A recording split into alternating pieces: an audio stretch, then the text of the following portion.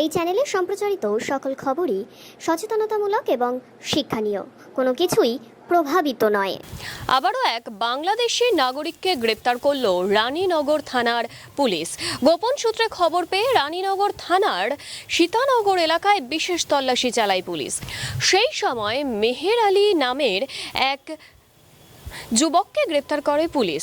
Police সূত্রে জানা গিয়েছে ওই যুবকের নাম মেহের আলী, বাড়ি বাংলাদেশের রাজশাহী জেলার বাঘা থানার আতরপাড়া এলাকায়। সূত্র মারফত জানা যায় ওই যুবক আজ থেকে 7 বছর আগে অবৈধভাবে ভারতে এসেছিল।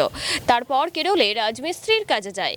সেখানে কাজ করতে মুর্শিদাবাদের রানীনগর থানার সীতানগর এলাকার সাইরা খাতুন নামের এক মহিলার সঙ্গে তার আলাপ হয়। বছর 3 আগে তাদের বিয়ে হয়। তাদের 2টি ছেলে মেয়ে রয়েছে।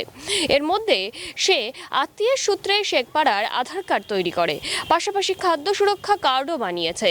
শ্বশুর বাড়ি থেকে কেরলে যাতায়াত করত। এভাবেই সে ভারতে 7 বছর ধরে রয়েছে।